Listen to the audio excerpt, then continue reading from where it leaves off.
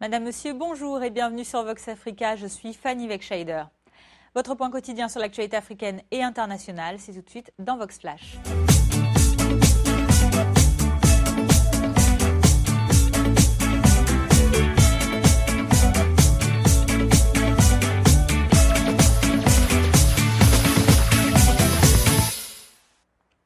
Ouvrons notre journal de ce mardi 23 février au Niger, où les élections générales de ce dimanche commencent déjà à livrer quelques résultats. Hier à Niamey, des résultats partiels pour la présidentielle ont été annoncés après la fin des opérations de vote dans la soirée. Et pour cause, le vote a dû être prorogé hier dans de nombreuses villes qui n'avaient pas reçu le matériel électoral la veille. Parmi les décomptes effectués, il y a ceux aussi de la diaspora. La longue énumération des résultats annoncés dans 8 langues s'est prolongée toute la nuit. Aucun résultat plus généraux n'ont encore été divulgués, mais selon les autorités, les résultats devraient être annoncés dans les 5 jours après le scrutin.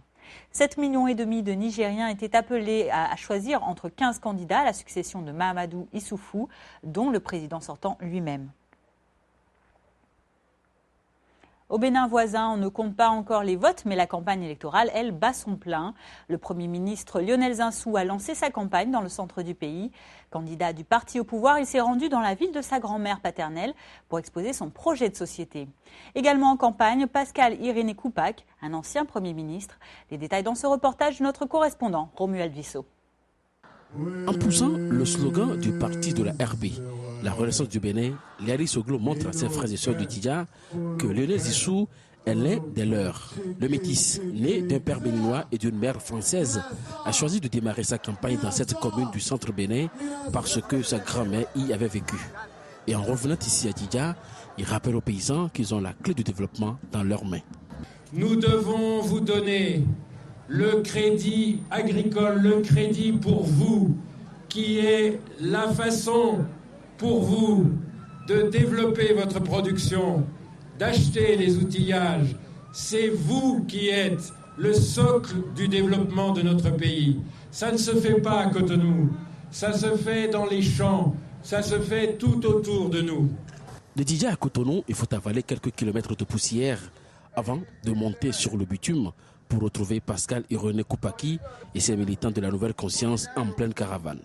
L'ancien Premier ministre de Boné-Yaï fait un peu de caricature en ramenant le Bénin à l'image d'un véhicule dont le moteur est en panne.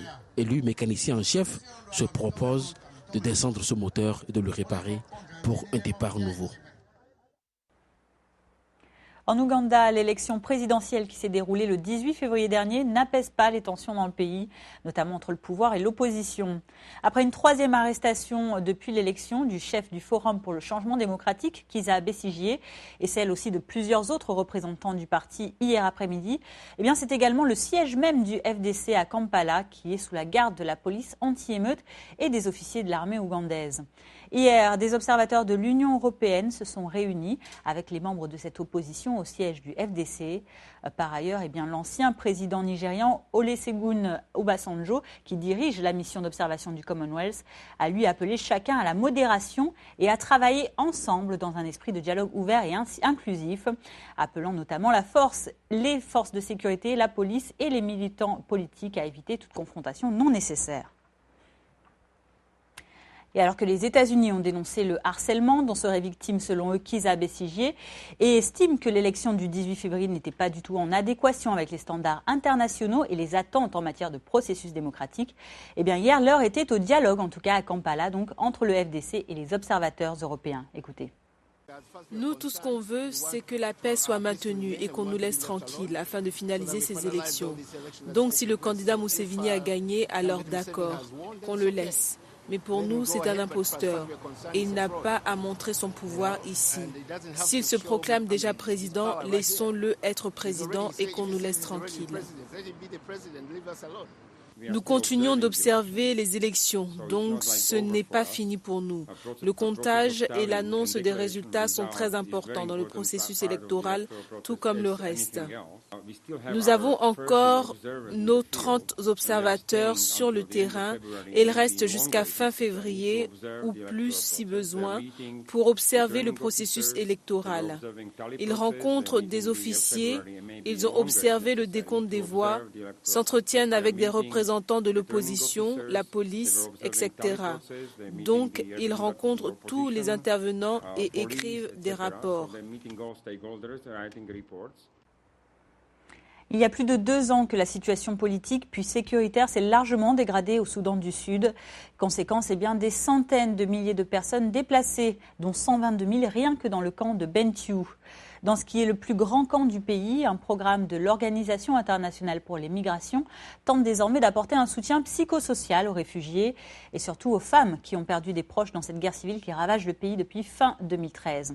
Les chiffres sont éloquents. Une récente étude du Programme des Nations Unies pour le développement indique que 65% des personnes déplacées au Soudan du Sud auraient perdu un proche à cause du conflit et souffriraient de troubles psychologiques, comme par exemple la dépression ou encore des tendances suicidaires.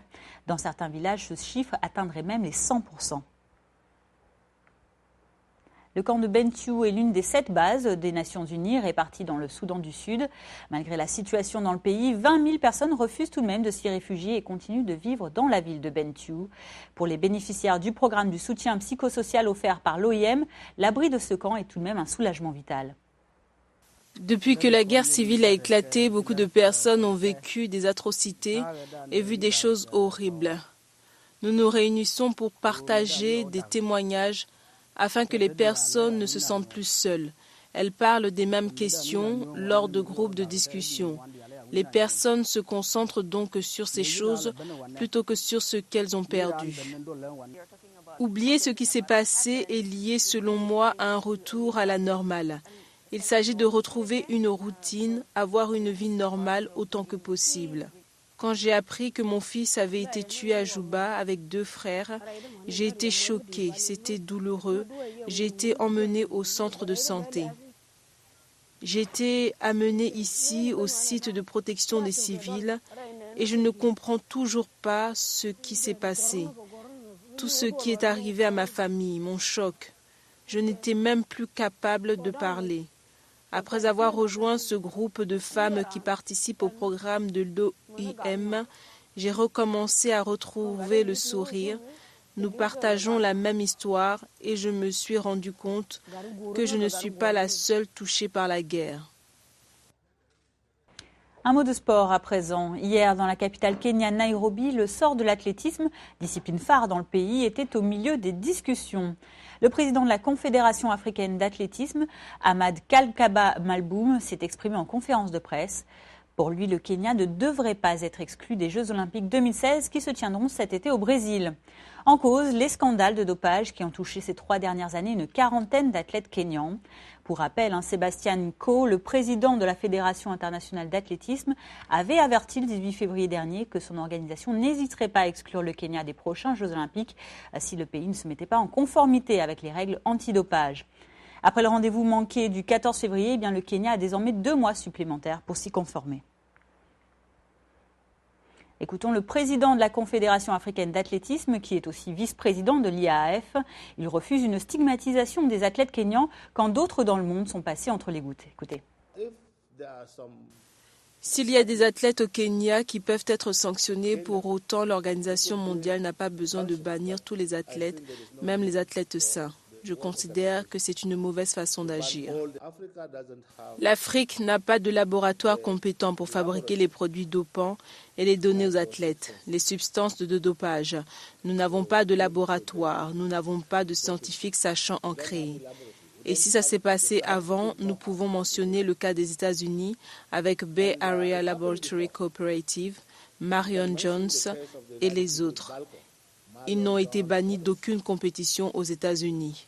Nous avons mis en place des sanctions contre les athlètes qui ont pris de mauvaises décisions. Ça s'est produit au Canada, Ben Johnson, et nous n'avons pris aucune décision contre le pays. Nous devons soutenir l'effort déjà fait par le gouvernement du Kenya, par les autorités sportives du pays, d'aider à atteindre nos objectifs et nos attentes. Nous pouvons envoyer des experts, nous pouvons envoyer des personnes seniors pour en discuter. Après mon entretien avec le ministre des Sports, j'ai réalisé que le gouvernement est totalement engagé, même s'ils veulent appliquer une loi du Parlement, et ils ont déjà fondé une agence nationale antidopage. Donc, nous devons soutenir cette stratégie.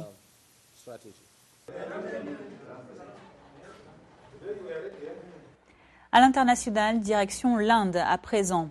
Un accord a été trouvé entre le gouvernement de l'État de Haryana et les manifestants de la caste des Jats. Depuis plus d'une semaine, ces derniers manifestaient pour obtenir des quotas d'emploi dans la fonction publique ainsi que des places dans les universités pour leurs enfants. Cette caste dite privilégiée s'estime en effet lésée face à la discrimination positive qui est appliquée aux autres castes dans le pays. Ce week-end, les manifestations avaient tourné à l'affrontement et l'armée avait été dépêchée sur place avec pour ordre de tirer à vue. Selon le dernier bilan, 19 morts et plus de 200 blessés sont à déplorer. Outre l'accord qui a été passé donc entre le gouvernement local, l'armée indienne a repris le contrôle d'un canal qui dessert New Delhi en eau potable. Sa saisie par les manifestants menaçait en effet l'approvisionnement de la capitale. 29 morts, c'est le dernier bilan provisoire du cyclone Winston qui a frappé les îles Fidji dans l'océan Pacifique ce week-end. Le bilan pourrait encore s'aggraver en raison des difficultés d'accès de certaines îles qui composent cet archipel. Avec des vents qui ont soufflé jusqu'à 325 km/h, Winston, classé catégorie 5, est un cyclone le plus puissant de l'histoire de la région. Il a rasé dans la nuit de samedi à dimanche des dizaines de maisons, détruit de nombreuses infrastructures et contraint les habitants terrorisés à se réfugier dans certains centres d'évacuation d'urgence. Environ 8500 personnes étaient hébergées dans ces centres. Les Fidji, cet archipel mélanésien très dépendant du tourisme, est composé de 322 îles, dont environ un tiers qui sont habitées par 900 000 habitants. Terminons notre journal en Europe de l'Est. La Moldavie est un pays frappé de plein fouet par la pauvreté et la corruption, doublée depuis un an par une grave crise politique. Dans cet ancien État soviétique, des musiciens font, grâce à leur création, un front alternatif de lutte pour améliorer la situation dans leur pays. Reportage à la découverte du rap engagé moldave. À première vue, Mani est un jeune moldave comme les autres. Mais quand il rappe, il prend un autre visage, celui d'un mafioso, symbole de la corruption qui étouffe cet ancien pays soviétique. Avec d'autres artistes de sa génération, ce rappeur de 27 ans forme un front alternatif de lutte et cherche à améliorer la situation en Moldavie.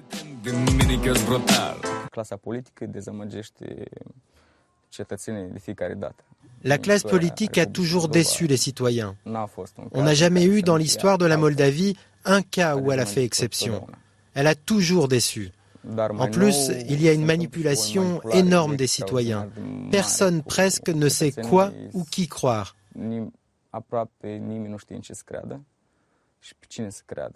En janvier, des dizaines de milliers de protestataires ont manifesté pour demander des élections anticipées. Entre les slogans réclamant un assainissement de la classe politique, résonnaient souvent les refrains des rappeurs. La Moldavie est le pays le plus pauvre d'Europe avec un revenu annuel moyen de 2 500 $ en 2014. Chassés par la pauvreté, plus de 600 000 Moldaves sur 3,5 millions d'habitants vivent à l'étranger. Ma mère est partie il y a 9 ans et mon père il y a 12 ans. Ils étaient professeurs, mon père directeur même. Il a quitté l'école et il est parti. C'est la tragédie de notre famille et la tragédie de tout le pays.